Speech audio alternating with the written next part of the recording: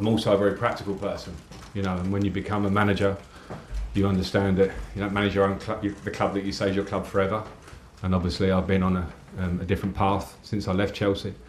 But to come back in a time where the club have asked me to come and take the role, of course that's the most important thing, but also with a belief that I can come and help the cause in this period to the end of the season. So I'm delighted to get that opportunity, and I want to be, you know, I'm thankful for that, to the people that decided to give me that opportunity. I'm confident in myself. I have a good understanding of the squad.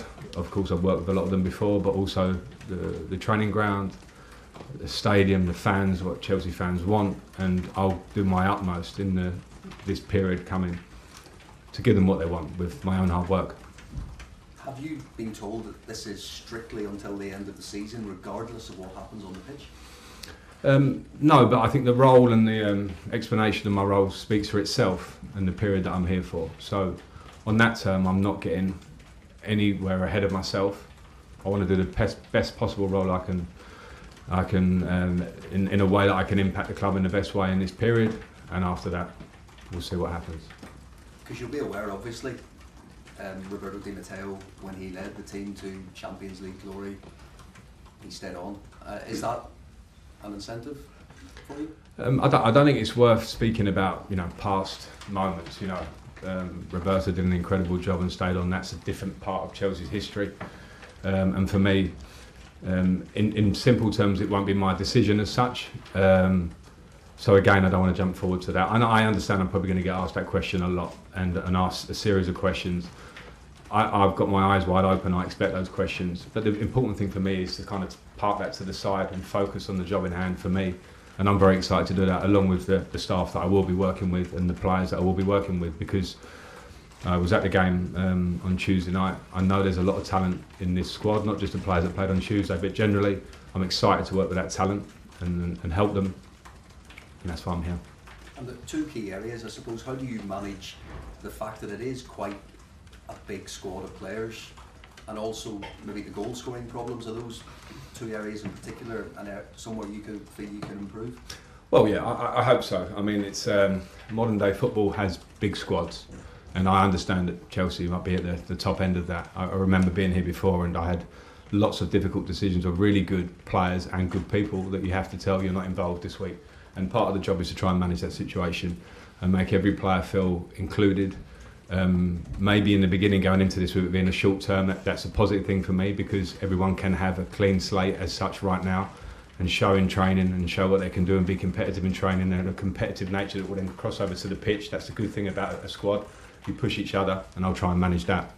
In terms of the goal scoring, there's no genius answer for a coach to explain to you about scoring goals to a point. You can set up the structure of a team, work to get the team in a dominant area of the pitch a lot, and again we saw that against Liverpool, a lot of good chances. So all I'll be here is to work with repetition on the training ground, to work and speak in terms of speaking to the players. Fortunately, it was one of the parts of my game that was a big part of my game, and that's not me comparing anything, that's just understanding the mindset that it takes to be that aggressive, cold-hearted nature to want to score goals, and I know the players will have that. It's just a case of trying to direct that in the right way. One player you played a key role in, I guess, developing, and he excelled in that time, was Mason Mount. Sorry, what have you made of his situation with the club at the moment? And I wonder how much influence can you have over such situations that could impact on the future of the football club? I don't know enough about it to talk about it, and I think it'd probably be wrong for me to delve into anything other than Mason has always been a fantastic player for me, from my days at Derby, the impact he had there, to when I came back to Chelsea. And it's with absolute pleasure that I've watched him, amongst others that I coached in that period, in terms of, you know, Reece James, people like Tammy Abraham and Tamori and others, if I missed them, to have gone on and either been huge players here or elsewhere. So that's great. But with Mason, I know he's had a few slight injury problems maybe, so I understand that. So the important thing would be to speak to him, find out where he's at. But I know what I get from Mason. So in that terms, I just want to see him perform on the pitch. And of course, we have a good relationship, so we'll talk a lot. I think he's a huge player for Chelsea and has been in his time here. So I look forward to talking to him more. And what's your thought process for for picking a team? Quite a tight turnaround, I guess, for the Wolves team. Yeah, and I've been thinking about it a lot this morning, speaking to people that are going to be helping me to do this job. So I have my idea about where I want to go, and as I say, I watched the team, and credit to Bruno who took the team. I want to say credit to Graham Potter, who I don't know that well, but everything I see about him is a good man and a very good coach, and sometimes maybe for whatever reason things don't align, don't work, whatever. I've been in that situation personally. So there's nothing that I will do that will look backwards other than things that can help us with a view to how we move forward. But I'll obviously have my own ideas. Just finally, can you confirm your coaching staff? I can't at this point, unfortunately. Hey, Liv, PLP. Hi, Frank. Hi. Just firstly, what is the target? It's obviously such a short period of time between now and the end of the season, 2 huge games against Real Madrid coming up. What is the target for you, for this team, for now until the end of the season? I think to attempt to install the highest level of confidence I can with the group, for them to exert and show a level of passion of playing for Chelsea and an urgency and energy in their game. I think those are sort of like principles that I really want to talk to the players about. And in terms of targets, we want to win as many games as we can. It's the simplest answer you're going to get. It's more complicated than that. But at the same time, I think there are big games ahead of us, and every game is hard. Premier League's hard, Champions League of course is hard. But we have to have a belief in the players we have in this squad. I've got a huge belief in them from the outside, and I'll tell them that today. And so it's how can we take that in the right direction, and then of course we want to win games. Obviously, when you got let go a couple of years ago, you sort of got Chelsea through the group stages of the Champions League and didn't get the chance to.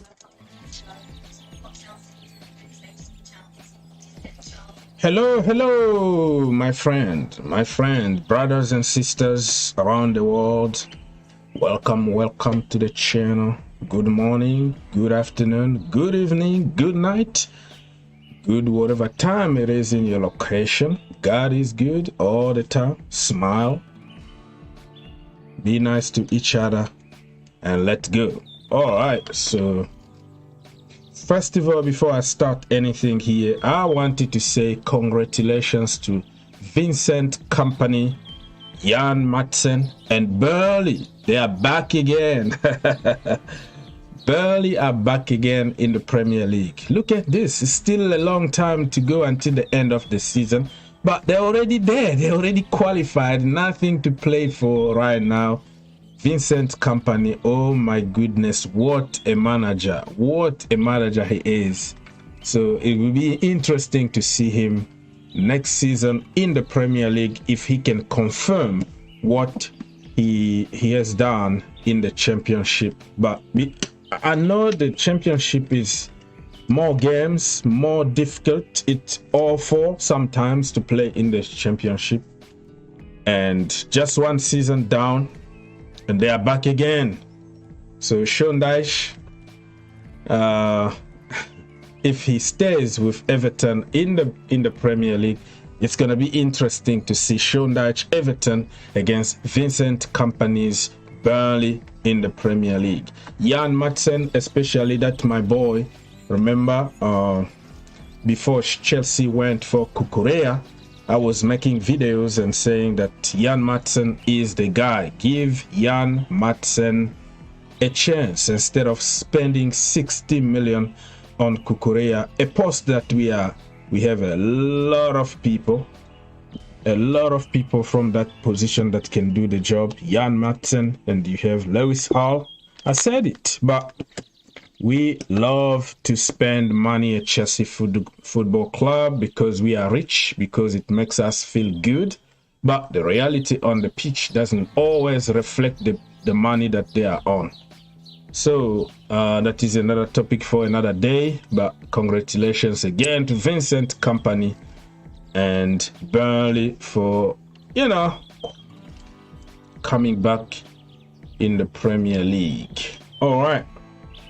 I think this should change, if you get a promotion, like automatic promotion from the Championship, they're supposed to give you like a post. Automatically, you are like in a conference league or something, because that is a very tough league. They deserve at least one European competition. Can't you see that? Like the Championship, if you are promoted and you go to conference league or something, because now that the Champions League is gonna have more clubs, like in 2024, all the other competition need to have more, more places. So teams like Burnley from the Championship can go and play in the Conference League.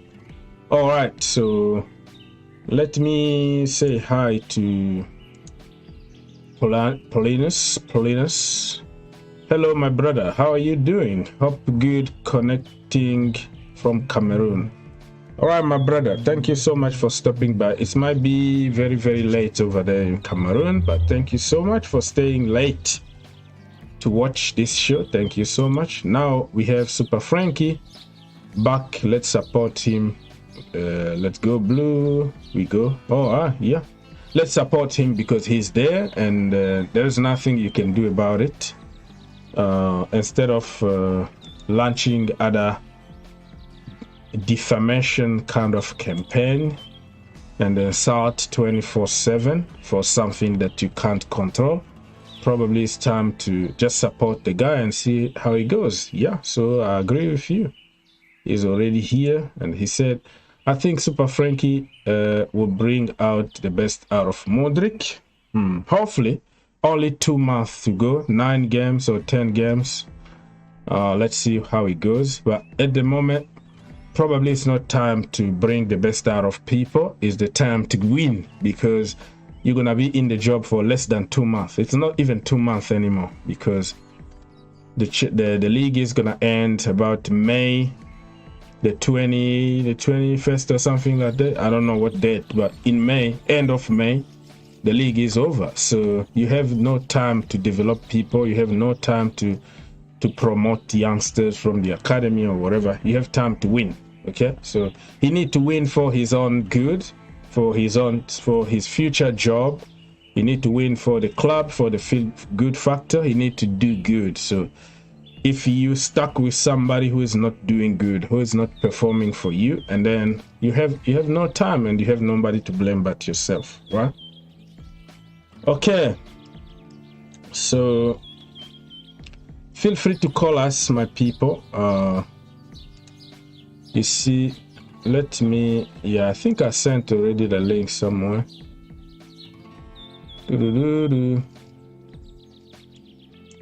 The link been there. I just forgot to pin it somewhere. What is this?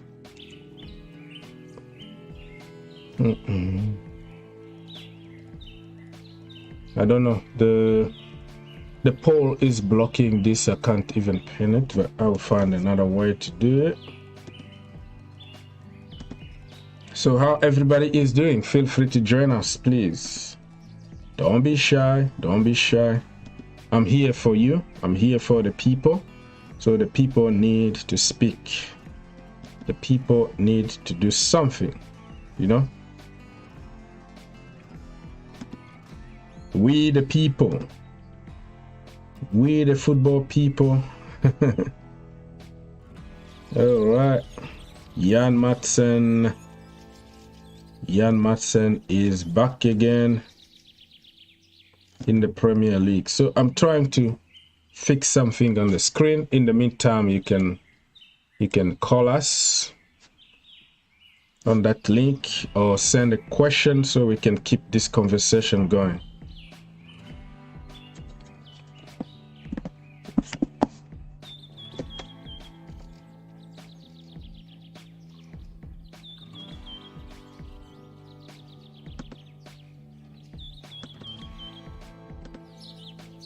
Okay.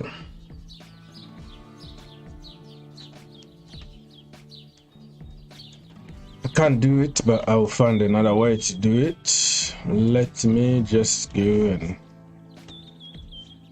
see other stuff.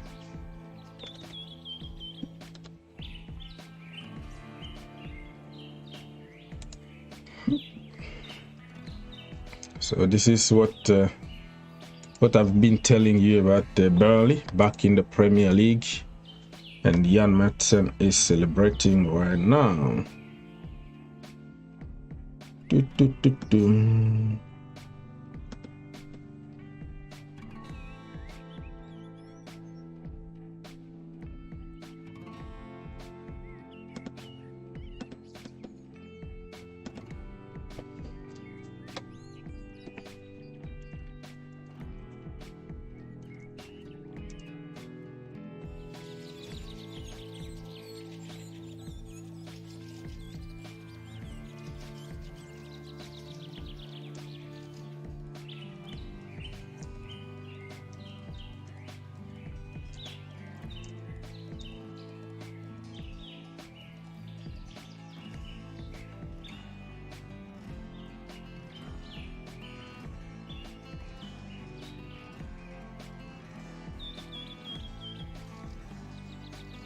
All right, so yeah, people, I was trying to fix something on the screen.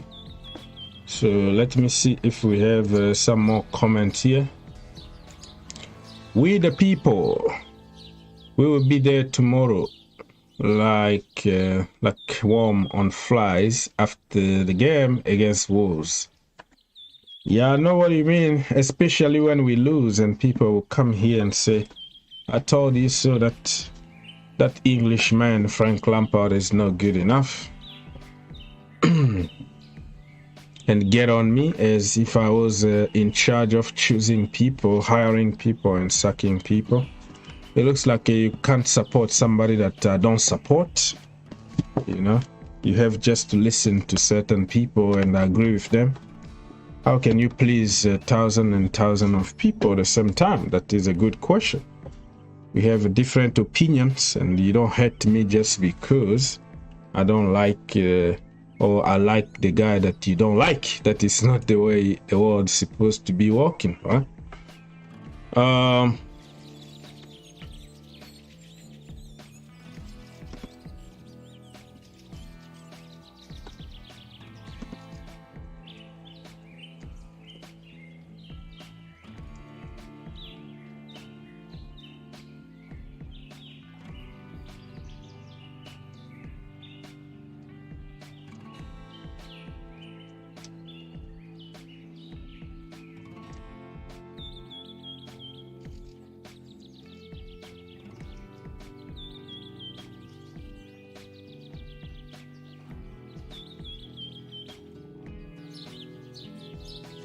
All right.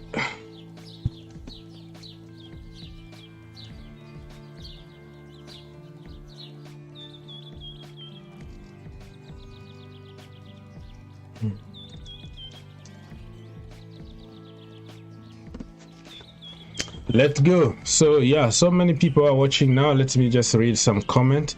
Mr. Paulinus said that if Super Frank wins many games, it will help him in the future to become Chelsea coach. To be honest, Super Frankie got 60% because of the development he did without no single new player. Okay, that is your opinion. I don't think he's gonna be given a job, but let's go game by game and see what happened at the end of the season. I wish him the best so he can put himself in the shopping window, so he can find another club. He can rebuild his reputation a little bit.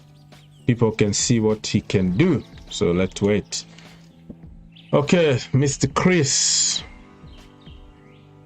People's Republic. Chelsea will beat Chelsea and struggle to break down the bus parked by Wolves, as we have seen for 2 seasons when we play teams that are super compact and play anti-football. Oh, so you know that there is something called anti-football, right? Because you're the guy who's been pushing for Simeone. Diego Simeone is, you even calling him like the perfect solution for Chelsea, and you're talking about anti-football and people who park the bus and park the airplane and Air Force One and kitchen sink and cars and put everything, but you're calling it anti-football. But when it comes to Diego Simeone, you're just talking about him as a perfect. How can we break a team like Diego Simeone? Just imagine if he comes with his anti-football, he park everything, and you have another team who park everything. Who's gonna push who? Who's gonna score? You know? So I don't know. Stability. I don't understand what kind of stability you're talking about, that guy, but no way. I don't want him to be near my team. Yeah. Good evening, my brother. Good to see you. Hopefully Lampard makes the owner out how good Mount is. Okay. Yeah. I don't know. It's not.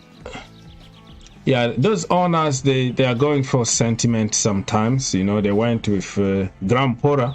We supported Graham Potter, by the way. I supported Graham Potter until the end.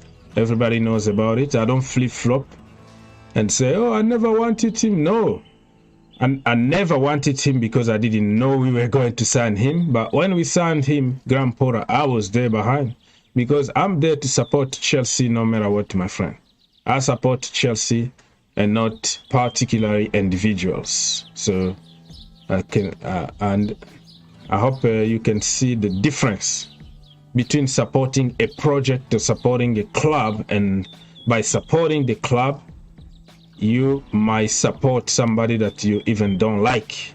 So I don't like launch immediately a campaign of out and start being evil to somebody, because I can't change the situation. So if you work for my club, I support you. I supported Sarri, Lampard, Thomas Tuchel, Graham Potter, even Bruno.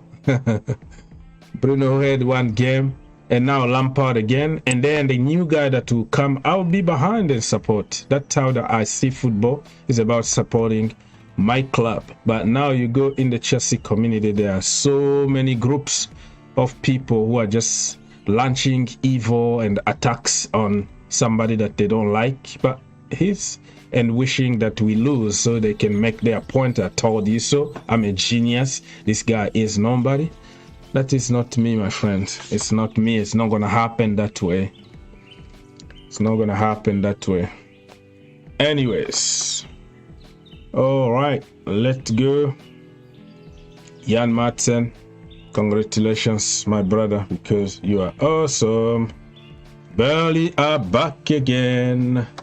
So people, tomorrow we are back again here for the game, 10 o'clock Eastern. And I'll be there probably 1 hour before the game, and the link always there provided for us to call, so we can give our opinion about stuff. Yeah, so we're gonna be here live from Millennium Stadium here, live stream, watch along, amazing commentary, everything is gonna be there. So be there, man. Come support the cause, and let's see what Lampard is capable of doing in his first game. And yeah, we go from there. But tomorrow is gonna be a final, okay? Because this is, for me, the most important game in Lampard's second spell at Chelsea Football Club. The first game is very important. Remember when he joined Chelsea the first time, the first game, actually, he lost. He lost like 4-0 against Ole Gunnar Solskjaer, remember? And everybody said, oh, I told you so. But that season we went to qualify for the Champions League, top 4. And we made a final. We made to a final that we lost against Anthony Taylor. Everybody knows about it. And yeah. So this time around, it's about converting those people, the doubter, give them something to think about by beating Wolves and get 3 points. And then after that, we're gonna see what's gonna happen against Real Madrid, Madrista. So join us tomorrow, my friend. Anyways, any comment here before probably we go and check on the games that will happen tomorrow? No comment here. And let's just double check on some headlines, if we have some headlines here. Mr. Fabrizio Romano. This is Vincent Kompany. And Camavinga, Real Madrid want Eduardo Camavinga to stay for a long time. New long-term deal will be offered the next month. Improved salary and also higher release clause. Yeah, that's what they do in Spain. They give you a contract and they lock you like with 1 billion release clause. That is just like being that is slavery.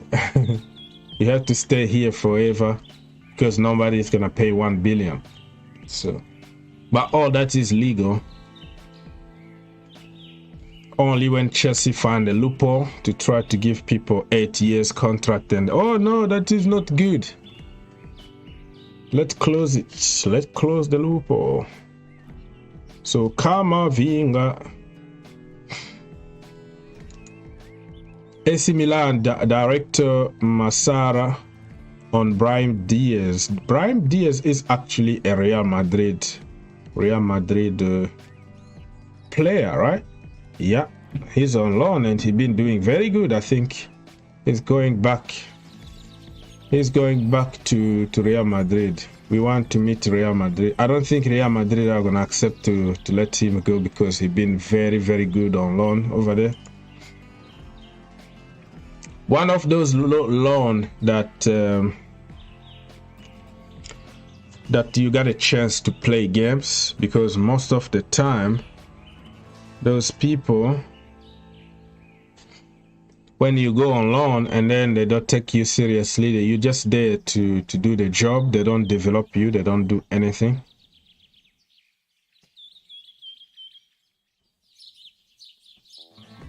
Okay, so we've been reading something from Fabrizio Romano here. Nothing really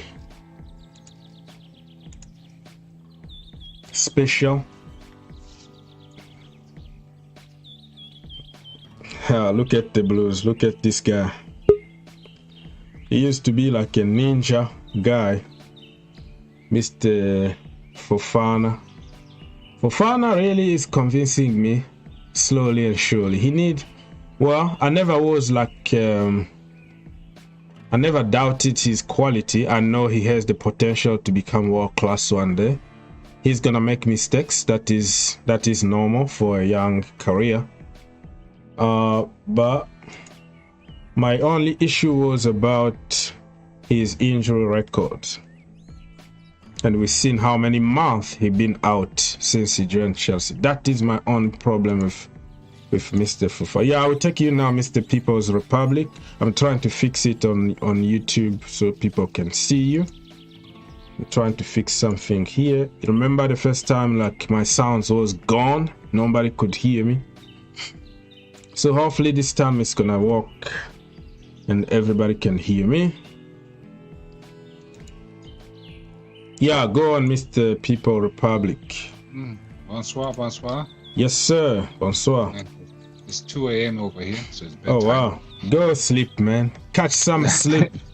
I thought I'd keep you company. You sounded bored. I thought I'd keep you a little 5 minutes of company. Not Vincent company, but company. Yeah. And but how will he do with Burnley when they return? Will they go straight back down, or how do you think? Go back down? Company go back down? No. I'm asking you how. I don't know. It depends now on the budget that he's gonna get, because remember when they went down, they had to sell some key players and people like I forgot his name, but a few players, including even this guy Vigost, who is at Manchester United now, and they have another guy from Ivory Coast that went to West Ham. They lost really some key players, and the company just bought some unknown and took some loans here and there, including Jan Madsen from Chelsea, and then they are back. So I think when they are back in the Premier League, that is a different story, different kind of quality. So if you get a good budget, I'm not asking for him to spend 600 million, but if he can get a solid budget, I think he can keep them in the Premier League. Sean Dyche actually kept them in the Premier League for more than 7 years or something, which is really a miracle given the size of the club and the budget that they were having back then. That's why I have some respect to Sean Dyche, because he was doing with what he got in hand, and people were just calling him long balls and Brexit FC, pie and chips, boring, and WWE. But listen, he was just efficient. People just need to appreciate the fact that he just was efficient with what he got in hand. I think if he can have a good budget, he might play beautiful football, So That, But they made a big mistake by firing him when they panicked. When they thought, "Oh, we're going to get relegated." They almost stayed though. They almost stayed until the last minute. They almost stayed, but that guy who took over, he wasn't very experienced. And I think there's some of those games where they should have won, but I think maybe Sean Dyche definitely they'll go a minimum 1 point. But they also lost that guy there, that defender who went to Newcastle, Burnley, that tall guy, the big one. Dan Burn or something. Dan Burn. That's something like that. Yeah. He was a big loss for them. Yeah. Very good defender. He reminded me very much of at Chelsea. We used to have together John Terry. We had, what was that guy's name? What was that central defender, the big one, the tall guy? He was there for a long time. Gary Cahill. Which Cahill, one? Gary Cahill. That's the one. Remember him? Similar kind of style. Very strong. Very strong, powerful, just old school kind of no nonsense. Yes, kick it long and then organize the defense. Nothing like spectacular about playing from the back. BS that we see today. It's about being efficient. Okay.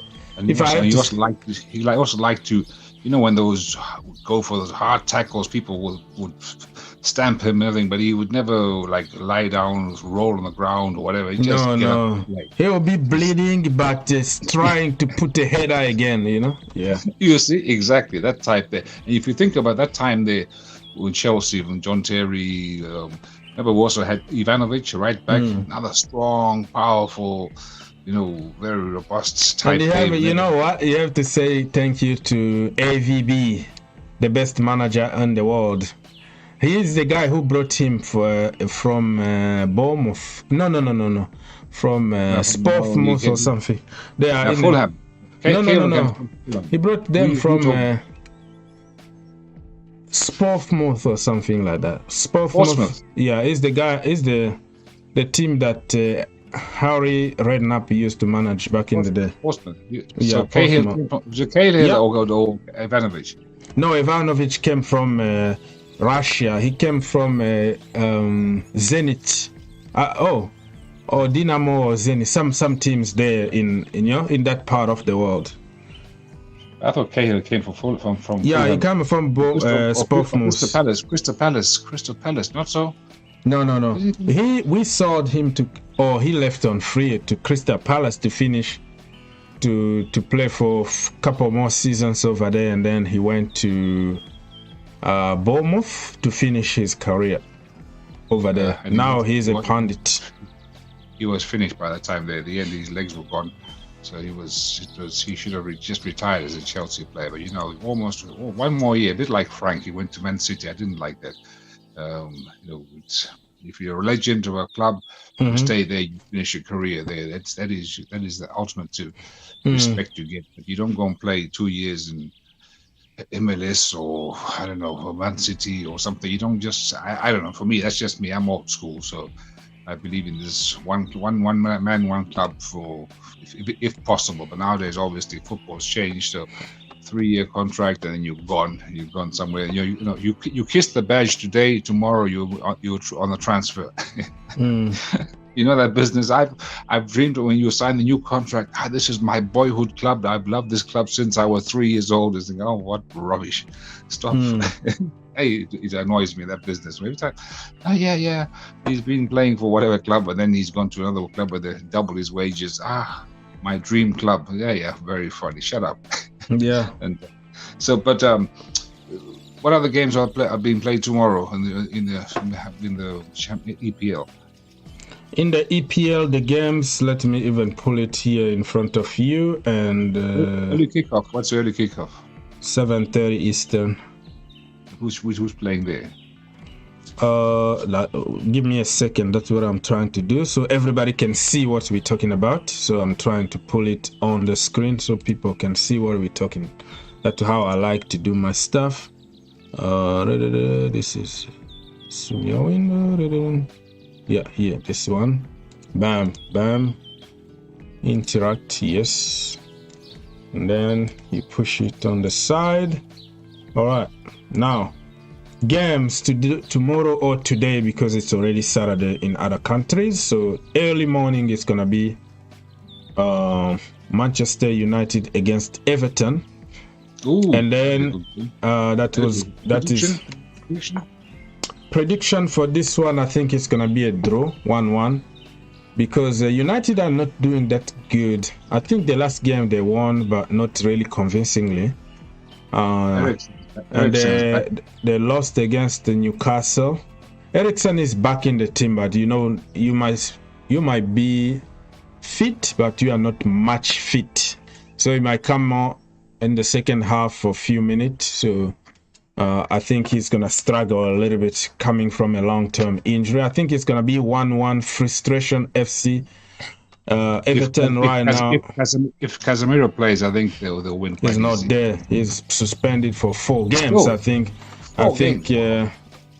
tomorrow is gonna be probably his last game for suspension. Yeah, because he got 2 red cards in the same season. So rules are gonna tell you that instead of getting 3 games, now you're gonna get 4. So it increases with the amount of accumulation. That's the way it is. So he's not gonna be there. But I might be wrong. Let's wait and see what's gonna happen. Probably he already served 4 games. Without him, United look very, very average. So, and it's not an easy task to go to Edison Park, because now they have the 12 men. They have the best fans in the world. They're gonna give you hard time from outside to inside. It's just a hell on earth, hell in the cell to play over there, especially when they are fighting for relegation like this. So I think it's. Let me tell you a funny story from Everton. You know that guy, that big guy, Duncan Ferguson. Yeah. Now Duncan Ferguson, he was once Everton went to play the derby at Liverpool. So outside the stadium, one of the fans, Liverpool fan, came up to him, asked for an autograph. So Duncan Ferguson was very surprised. Why is a Liverpool fan want an autograph from Everton? Whatever. So the guy says, he signed to the fan there, best wishes, Dembaba. Oh yeah. Dembaba. That is the best banter ever. Yeah. That's Steven Gerrard against Dembaba. I know what you mean. We call him Sleepy. But okay, the next game. Next game is gonna be 10 Eastern time, and it's gonna be not one game. It's gonna be tons of games the same time. So you have to give me time to name all of them one at a time. Aston Villa against Nottingham Forest. Oh, Nottingham Forest have to. They need points when they're desperate. But it's not an easy one to go away and win against Aston Villa, though. They're flying, and they have Mr. Evening in charge. So he's doing wonders there. So I think maybe 2-0 or something like that. Maybe. What is your score prediction on this one? Aston Villa against Nottingham. 2-0 to Aston Villa. Yeah, I kind of agree with you on this one. But I think Nottingham Forest are gonna score 1. I think it's gonna be 2-1. Okay. And I think if he loses, I think that guy Cooper will be sacked. Well, he just was. They just gave him one year extension just to send a clear message that we trust you and we're not gonna sack you and we're gonna continue with you. They just gave him like a contract when he was like at the bottom of the league, when they were like 19th or 20th. So I don't know if they're gonna. The owner, that Greek owner, he came out with a statement here the other day about something. Yeah, support. He said he brought also more support to the manager. So every time that the media are trying to run some kind of narrative, he comes out to say, no, he's here, we trust him, we're going to be with him. But I don't know for how long they're going to continue that. The first time they gave him extension of 1 more year just to try to take the media away from him, and now it's back again to the relegation battle. And then he came out to say we support him, and there were no, because the media speculations were saying that he's gonna get sacked the next game, And that's why the owner had to come and say, we trust this guy. And it looks like so many Nottingham Forest fans are still behind the manager, because they know where they are coming from. They've been in the Championship for the last, 15 years or so. So just bringing them back to the Premier League is just like they understand. They just appreciate that fact. But at some point, it's going to get out of control, and then you have to say, you know what, probably goodbye. Just the way Bielsa at Leeds United, like fans will remember stuff like that. For years and years, we tried everything. We couldn't come back to the Premier League. Now this guy is the guy who brought us back. But you don't want that same guy to be the guy who bring you back again to the Championship, right? So at some point you have to say, you know what, brother, thank you for everything, but now it's time to go. You know, in the Championship, you know, they have that relegation with the playoff thing there. That you know, there's a very weird stat or weird voodoo something. I don't know what you want to call it. Curse. I call it a curse. So if you look at the history, the recent history of the playoffs, so every team which plays in red and white stripes, up and down stripes, you know, like Sunderland or United, every team that has played, Stoke City, stuff like that. So every team which has played in stripes and gone to the semi-final or the final, all kind of stripes, not like a red only. It could be even blue stripe. Only red and white. Only red and white. Okay, let's go. They've always lost.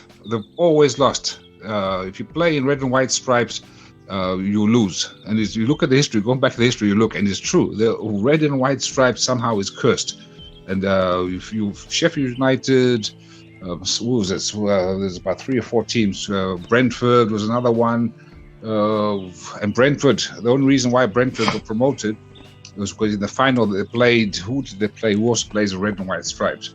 So the 2 red and white stripes teams met in the final, and so one of them need to go through and another one down.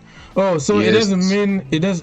Okay, so I was thinking if you wear red and white stripe in the final, you lose. But it just if your team color or your shirt color is red and white in general, you get to the final, you lose.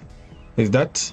Yeah, exactly. That is the curse. That is what it is. The curse. Okay. So, but it's only stripes. But I would thought if my team, if you know that curse, I would play in the away strip. You know, I wouldn't wear the red and white for the final. I'd wear maybe the away colors. You know, if you play in blue or green or whatever for the final, then you can bypass the pass. You know, you don't. But most teams, they want to play in their home colors because. No, they want to win the final. They must show the proper original colors. But this is, I don't know. That was just a very strange stat. But talking about Forest, you know, remember how Forest this season, how they started? They lost how many games did they lose? They only had 5 points, and everybody said this is going to be super embarrassing. Then suddenly, the same team, you know, obviously they brought the United Nations to Forest. They bought 50 players. Still, they found some formula, and you saw how they went on a good run there. But then suddenly, it's sort of dried up. So I don't know what they're going to do, if they can do anything, or I don't know. But again, very interesting. Trusting the process there, it works if you're patient. The next game, sorry, I'm talking too much. Okay, so the next game is going to be between Brentford and Newcastle United. Oh, a draw. That's going to be a draw. And maybe Newcastle might win, might sneak one, but I think Brentford's a tough team. I like them. I like they play very high pressing, very fast counter-attacking, and on their day they can kill anybody, but they've also seem to have slowed down a bit. So I think maybe Newcastle 2-1. I think Newcastle 2-1 there. Yeah, I kind of agree with you because Newcastle are pushing a lot to get to the Champions League, and that is a good point. Brentford playing at home in London. I'm not sure between a draw and Newcastle win here. But Newcastle, their style is very pragmatic. They actually quite a defensive team, but they're very good at the counter attack. You know, they've got those big, strong midfielders. Yeah, they got Simeone in charge, so. And they got that guy. I like that guy. Was he Argentinian or something? That the guy who scores a lot of goals. He got a funny face. Not very big guy. He's very fast. Are you talking about Alan Saint-Maximin, the guy who dribbled past everybody? Not him. He's fantastic. Oh yeah, I know what you mean. You're talking about Almiron. Almiron, I like him. There's something about when you look at him, he doesn't look like a football player. He does not look like a football player. I actually watched him live here. He used to play for Atlanta. Okay. Yeah, I went there to watch one of the games, but back then I didn't really know him. Not gonna lie. And after that, actually the same year that Atalanta won the MLS here, and then he were like noise already in the stadium that he is going to Europe somewhere. I didn't know he was going to Newcastle, and he joined Newcastle. The first couple of years, didn't really look good. Even Jack Grealish made fun of him and all that, but this year, like, he's in another level. Like, everything he touches turns to gold. That is coaching, you know. But if you see, it's strange you say that, because if you look at all these good players in Newcastle have, the one who bought them was Steve Bruce, but he just didn't know how to coach them. Yeah, they have a very good department back then, even recruitment, because Bruce also inherited some players like Joelinton was bought before even Brucey came, before he was sacked. And we can say, I don't know, under him, like signing players under a manager doesn't mean necessarily that those players were, you know, his choice, because they know they sack managers all the time, so they have a recruitment department.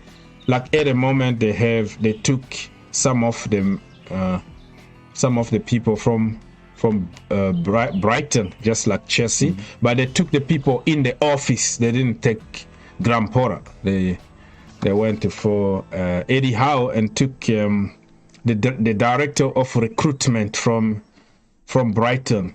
So he's working now at Newcastle, and you can see how intelligent he was, you know, in the transfer window, without spending really big money, but getting really the players that can be efficient for what they are trying to achieve.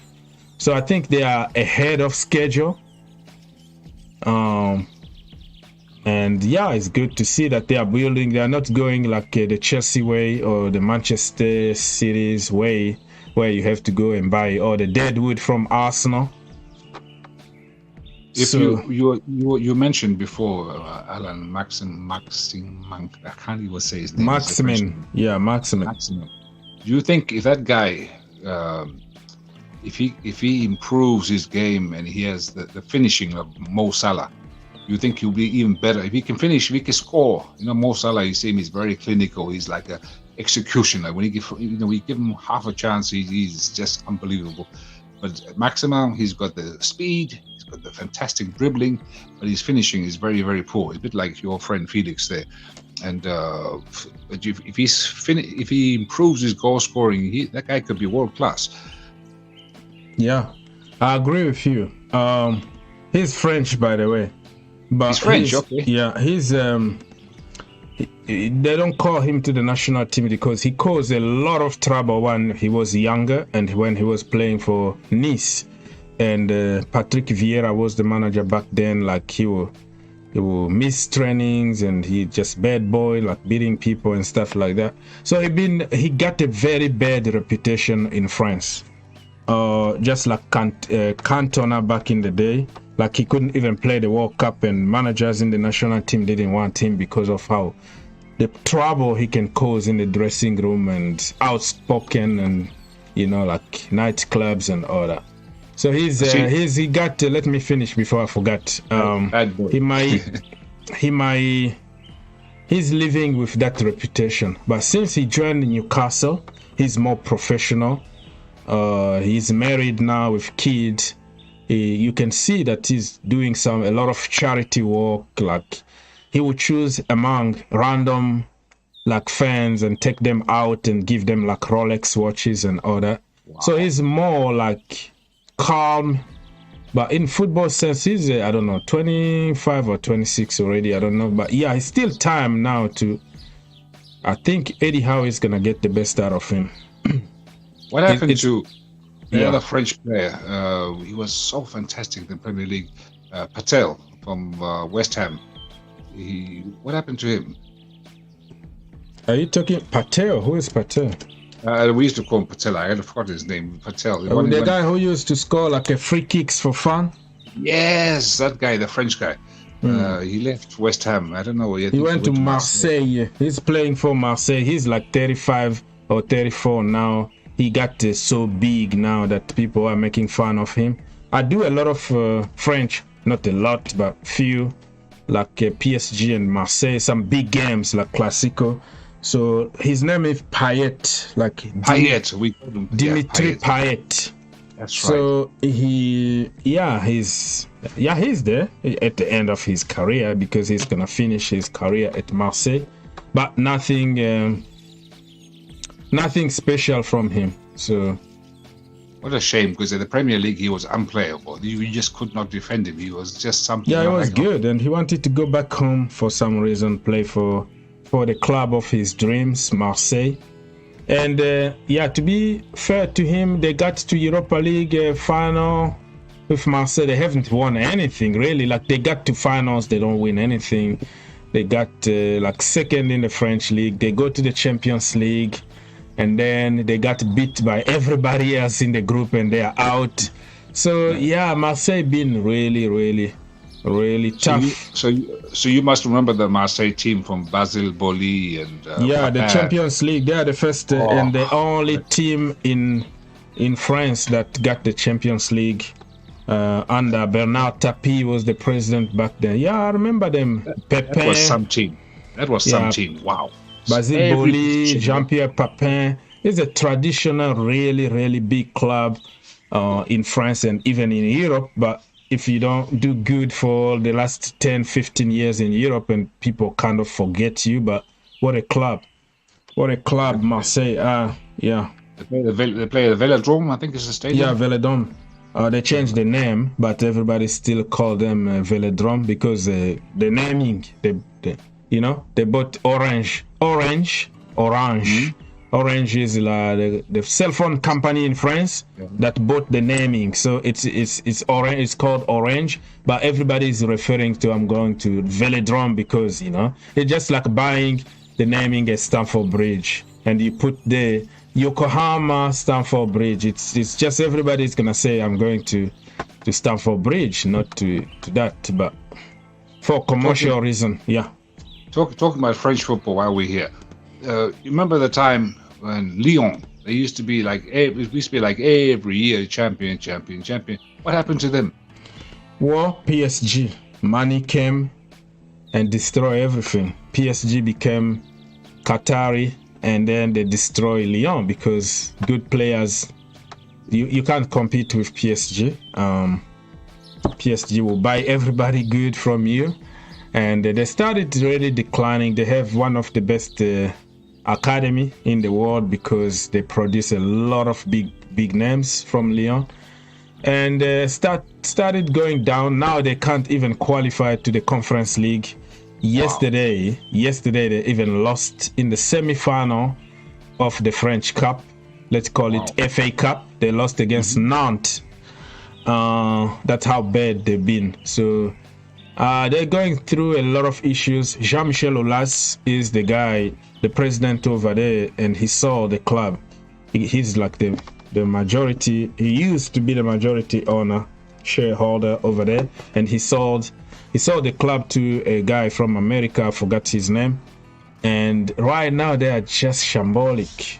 They have a lot of problems that if we start talking about one by one here, it's going to take us 2 days and nobody is going to even understand what we're talking about because nobody cares about it's good to learn. It's just good to learn about other leagues. Yeah, let's go a little bit back and continue with the Premier League games that will happen tomorrow, and we can mix up with other topics because it looks like we are all over the place. But yeah, I'm very happy to give you in France. all the all the statistic, all the problems that's going here there in France because that is my backyard. So I will tell you, but let's go back. So we were talking about Aston Villa and Nottingham Forest. Yeah. We talked already about Brentford against Newcastle. We talked already about Manchester United against Everton. Now we are jumping to Fulham against West Ham. El Sakiko, because somebody is gonna get sacked tomorrow if West Ham don't win this game. I'm afraid Moyes is gonna say goodbye. Fulham is okay. They're doing okay, Fulham. But Mitrovic is suspended for 8 games. So that means 8 games because he pushed the referee and he wanted to headbutt him and stuff like that. So he's suspended for 8 games. Marco Silva, I think he got like 3 games ban or something like that. Julian also got 3 games ban. It was a brawl. It was just out of control, and they got seriously punished. So no coach, no Julian, no Mitrovic. So they are diminished, mentally and also physically. And Moyes, this is the last game. If the players wanna save him, this is the game that you have to run through the wall for your manager, because I don't see any way out from Moyes after getting destroyed by Newcastle the last game, 5 at home. If they go again and lose against Fulham, they are in the relegation zone right now. So that is gonna be like, okay, we have enough, we've seen enough, goodbye. But sometimes how it is in football, like with the situation West Ham's in. So you just somehow come into this horrible run. No matter what you do, everything you touch turns into boo-boo, and you just can't stop losing. And I think West Ham is. And that's what people don't understand. Sometimes it doesn't mean that necessarily you are a bad manager or you have a bad players. And of course, if we talk about Frank Lampard here, it's gonna be, he is just bad. But let me make a point before you cut me. The point I'm trying to make here is that there are situations, like you said, you just don't know. Why are you losing? You have everything. You prepare the game just the way you've been doing, but it's just something not working for you. Jose Mourinho, when he left Chelsea, he left us in the 17th position. And we finished that season 10th. Almighty Chelsea, almighty Jose Mourinho. It's just something in life that you don't know. Maybe a juju guy or something happened to you, and it's not necessarily that Jose Mourinho is the special one. He's the best in the world, but no matter what we were doing back then, we were losing every single game. The player sabotage, a lot of theories, but because it was Jose Mourinho, we can understand. But when it comes to certain teams or certain managers, it's gonna bring a lot of narrative. Because of such and such is good. This is life, just like you and me. Sometimes you try, you do everything, but it's just not happening for you. And it's not because you are bad. It's probably your time is not there yet. But sometimes if you, like, let's say West Ham last week, they suffered that loss, 5. What was it, 5-1 or something like that? Now mentally, it sits in your bones. You can't just run away from that, and you lose some self-belief some way. And by the way, we talk about Jose. Remember, he couldn't stop losing. It was the second season, and that was I call it homemade problems. So remember, he had that battle with that physio. We had the lady one. What's her name now? Eva Canero. it started from there when he created bad vibes, and from there it just sort of like sent just bad karma in the whole team, and then they just could not stop losing. Well, the way I see it, I think we started the karma before even Eva. Like Mourinho is a champion of deflecting attention. That game, remember that they were leading, and then we equalized. It was 1-1 the last minute. He was trying to get even a draw. Mourinho is trying to get a draw, and Eden Hazard went down, probably to waste some time, according to Mourinho's instructions. Because Mourinho can tell you, listen, go there, get a red card so you can miss you can miss a dead rubber kind of game and play the semi-final. You know what I mean? I'm trying to make a point here. Remember back in the day in Madrid when he told Sergio Ramos to get the red card so he can miss one, because he was already like in 4 yellow cards, so he was going to be suspended at some point. So he didn't want him to get suspended in like quarterfinal or semi-final. So he told him, go get a yellow card so you can miss one game instead of missing like the semi-final. So Mourinho is a guy who would tell you, yeah, go do something there. So I think he taught his players to just waste time, kill time. We were suffering before even that event. And when Eva went on the field and he tried to deflect attention to the bad form of Chelsea Football Club by getting on somebody. And I still remember back then everybody was like, Mourinho is always right, because Mourinho is God. He can go out with your mom and you still applaud. Oh yeah, it's the special one. You know what I mean? So he couldn't do any bad. So back then nobody gave any kind of like attention to Eva, but everybody bought to what Mourinho said. He said, I don't care if you are a physio, a doctor, or whatever. When you have to buy into the philosophy of the entire team, even if you are a ball boy, you have to understand what we're trying to do as a team. So she failed to understand what we were trying to do. Basically that. And yeah, everybody bought it, copy paste. It's Mourinho. He can't do any wrong. But over the years, when you look at it, the referee called her to come on the pitch. She can't refuse. That is illegal. You have to go. The referee, Sagno, come help. And she did what the referee asked. Nothing wrong. But Mourinho made it big. And Chelsea fans bought it because it was Mourinho. So, yeah, you can continue now, bro.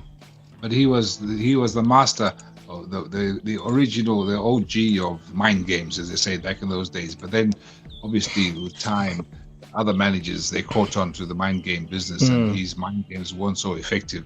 But originally, there was nobody even close. Remember how we used to terrorize Wenger with mind games? And Wenger, sometimes Wenger would lose his mind because Jose just got under his skin. But eventually that, eventually that wore thin, and he could no longer use that tactic anymore because So that was Jose then, and people want that nonsense back. My God, I can't believe it. And no, it's that chapter closed. So Jose Mourinho, if he comes back, I don't know. So let's make some progress here, because there's still a lot of games to talk about. So we talked about West Ham United and Fulham, and that's, I said, David Moyes is going to be sacked if he doesn't win. That is according to me, but you never know what's going to happen.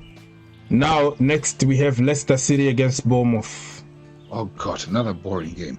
Okay. The manager been sacked. Rodgers is not the manager anymore. And they found a new manager yet?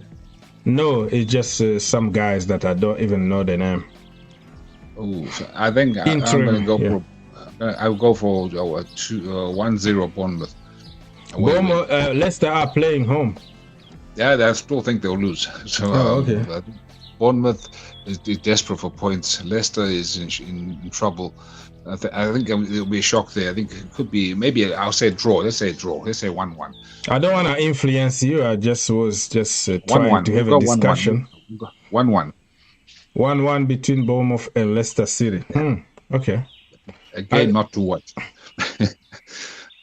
Yeah, I think Leicester are going to win. They are playing home. They are in the relegation zone. In front of their fans. The manager or the caretaker's bounce. And Bournemouth, they've been good. Sometimes they beat big teams like Liverpool, but overall they've been, so-so. So I think tomorrow Leicester City are gonna win without the manager, without the permanent manager. They're gonna win 1-0 at home. Jimmy Vardy, who is 120 years old, he's gonna score the only goal for the almighty Foxes. But they lost last weekend to Crystal Palace. Don't forget. No problem. Just because you lost last week doesn't mean you're gonna lose next week. This is not how football works. Remember Liverpool beat Manchester United 7. The next game they went to lose 1-0. So that is not, football is complicated, my brother. Just because you lost, it doesn't mean you're gonna continue losing. Let's move on. Tottenham Hotspurs against Brighton at the Tottenham Hotspurs Stadium in London. So, what is your score prediction on this one? That one, Brighton is a good team. Tottenham need points for the Champions League, so I think I'll go for 2-1. 2-1. We'll go for 2-1 there. We'll play, 2-1 for Tottenham. Yeah, I think so. No, man. Brighton. Remember, that is Graham Potter's team. They have the Zerbi at the moment, who is doing fantastic with the team. I don't think they're gonna lose, bro. I think they're gonna beat Tottenham Hotspurs 2-1. This is Brighton we're talking about here. One of the best teams in the country. To keep. I don't know. Yeah, what the Japanese guy's name is. He's in another level. They have Caicedo. They have even Ferguson, a young man like 19 years old, killing it right now. They don't have weaknesses, really, basically. Tottenham has Harry Kane, so you can. Well, how many games they lost with Harry Kane on the pitch, or how many last minute they threw like a lead the last minute? Mitoma, thank you so much, my friend. Did you see Mitoma is a very good, yeah. You see him against Everton. Harry Kane, he's diving there. He got the other guy sent off. Say it again. You did. I don't know if you saw last week Everton versus Tottenham, when Harry Kane, he stamped on somebody and then he simulated. Oh, they were fighting. A Doucouré guy wanted to take his eyeball off the socket. But Harry Kane just dropped on the floor just like a bag of potato, trying to get him out. I mean, it was violent to put the hands on somebody, but it wasn't that way that he tried to milk it to get him out. And they got a red card at the end. I think they get a red card themselves at the end of the game, and they ended up by dropping 2 points. They were leading, and then it went. They drew the game. So it was karma. Cheating. So that was, but I still think. Oh yeah, Lucas Moura got the red card. That's right. He almost broke the other guy's leg, man. Wow, terrible. Moura got the red card. And deservedly, he had to go. And so I think Brighton are gonna win. This. Everybody talk about Harry Kane. Every time you talk about Tottenham, but they have Harry Kane. Look at other positions. If you look at Son, this season he been so. His confidence been very down because Antonio Conte wanted him to play, I don't know, as a goalkeeper or as a centre back. That is me exaggerating, but I'm talking about extreme defending, boring football. Son is somebody that you give the freedom, the free roll to cook, and you're gonna push him back and back. Killed killed his confidence this season. And then you have somebody like Richarlison, who hasn't scored any goal in the Premier League for Tottenham this season. The guy used to be good back when he was at Everton. And Conte again pushing people to defend and suffer instead of making people suffer. You can make people suffer or you can suffer yourself. They have all the tools to make people suffer, but they have to sit back and do what the boss want. So they have a lousy defense. Their defense is a shaky. They are very suspect. Very suspect in the defense. So that guy Richarlison is only good for his hairstyles. That is very good. He's Brazilian. He likes to dance. So, but he scored twice this season. Well, he scored in the Champions League, I think. But they were both disallowed. In the Premier League, both times he was offside somehow. Yeah, disallowed. So that is he's I just hope that he can score though, so just to build his confidence for next season. Not against Chelsea. I just still think that you said you mentioned Son. I think we still owed one good game from Son, so maybe he'll come alive in this game here. They have a new caretaker now that can allow them to cook, but still the same mentality problem. What Antonio Conte was saying, that they can't win. For 20 years you can't win. So it's a Spurs thing. So he's like, he said they are used to not winning. They are used to being lazy, basically, like like they don't fight enough. That's what he said. You just want to collect the paycheck, and that's it. They don't really care. Yeah, when they are in difficulty, they don't wanna fight. Messi goat. Let's go. Good afternoon. Good evening. Yes, good morning sir. To everyone out there in the atmosphere of the third planets away from the sun. Real quick, because I know I always wish the best for you, Super Frankie's cousin. I don't know if you're aware, but here, like on StreamYard, you're actually using the mic, but on the stream, it sounds like it's using your computer's mic. Oh my goodness! So you can't hear me properly, right? Yeah, it sounds like you're far away. You know what I mean? Oh, thank you for letting me know that. My goodness me! So all this time, like, people can't tell me that. And the first time I was here, the mic completely disappeared. So I had to cut the show. So now I have another problem, and I don't know how to fix it right now, but I'm going to have to leave. We could hear you. Yeah, I understand what you're talking. I understand what you're saying, because I tried even to record something early before I went live, and it was giving me some kind of, like I'm in a big room with nobody inside, It was giving me that impression of being far but being in a very big room. Something is happening here. Thank you for letting me know, because I thought I fixed it. I clicked some button here and then disconnected everything, and punch the screen and all that. So I was like, listen, I'm done, everything is good, but oh man, and I've been here for almost 2 hours and nobody is telling me, but I appreciate that. I appreciate that, and that means we're not gonna be very far from cutting this show and go again. Man, I should have stayed quiet. Sorry, people. No, because I have to fix it. Tomorrow we have big shows, so I don't want to get in trouble in the middle of the show tomorrow. You know what I mean?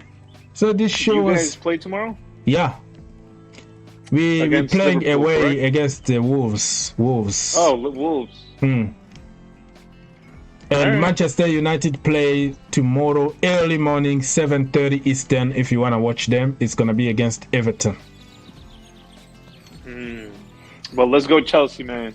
You guys have to win the next 2 games at the Champions League, please. Yeah, we have to beat Real Madrid, because you are a Barcelona fan, so you want to, every time that Real Madrid suffer, you are okay. So now you support me.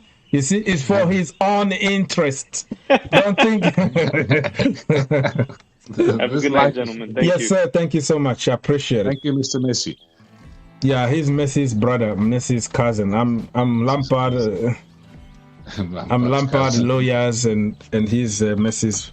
Man, I don't know what to do with this microphone. He's right. He's like completely right.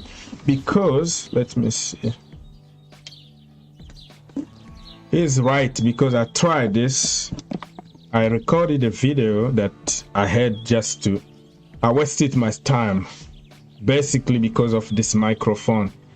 And I tried to fix it and I was like, yeah, now it's working. It's showing me some green lights on my screen here, but it's just I don't know what to do, but it is what it is. Let's now just finish quickly what we were talking quickly. So after Tottenham and Brighton, let's go to Wolves against Chelsea. Tuesday. We've talked about this. Yeah, we talked about it. So we have to. Yeah, I've been making like 1,000 videos about it. So let's jump on that. I said Chelsea to win 3-1 because I can't see us keeping the clean sheet. It's Lampard. He doesn't know how to defend. Yeah, but I want him to prove me wrong. So let's jump to the last game of the day on Saturday. It's gonna be Southampton against Manchester City. 0-3.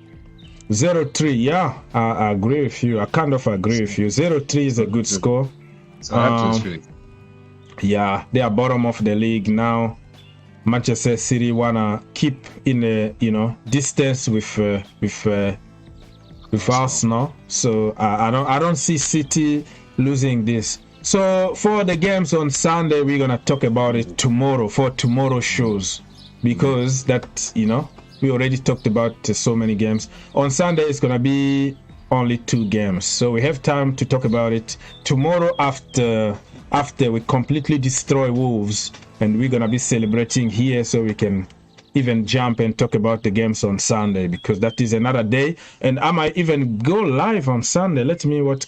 Yeah, Sunday I have to be live for sure. Liverpool against Arsenal. That is going to be a title decider. So I'll be live again on Sunday. So we still have time to talk about the Sunday games. So Saturday games, finito. All right. Finito. Italian. Yeah. Finito. Yeah. Okay, I'm gonna go because your microphone is playing up. All right, my friends. Listen, catch some sleep. Join me tomorrow here, 1 hour or so before the kickoff, so we can analyze the lineup and see how it goes. All right. Thank you for helping, my friend. You take care. Enjoy. Take care. Thank you. Cheers. All right. That was People's Republic people. So I don't know if I can. Let me just try to hear myself. They don't wanna fight. Messi is good. Hello?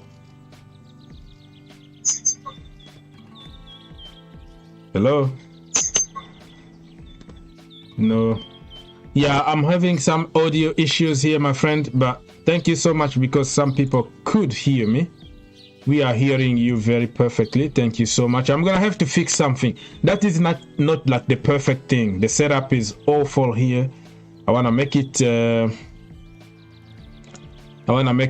better for tomorrow because we have so many shows tomorrow, so we can't really mess up with this one. So I have to leave you here and go start fixing my equipment. God is good. Have a good night. Have a good day. Have good whatever you're doing at the moment. Again, congratulations to Jan Madsen, Vincent Kompany, and Burnley for an amazing season. Now they are back again in the Premier League. And I was telling people back then that we should give a chance to Jan Madsen because I didn't see why Chelsea were going to waste money on Cucurella. But you know how it goes in the Chelsea community. It's always when we pay a lot of money, we think that we are getting Roberto Carlos or whatever. But the reality on the pitch is not the same, expensive players don't mean necessarily they are world-class players, and we see it today. 60 million on Kukurea, and you have Lewis Hall and you have Jan Madsen, who are the best in the business right now. So it is what it is. We had time to talk about that. Let me check if there is any breaking news before I leave. No breaking news. No, we are just celebrating Burnley coming back to the Premier League. And follow me on social media, my friend. I'm here on Twitter and Instagram, TikTok, and all the good stuff. Let's follow each other. No problem, no ego, no nothing. Thank you so much. So I'm gonna have to leave. And see you tomorrow. We have some very, very good shows coming your way. God bless you and see you.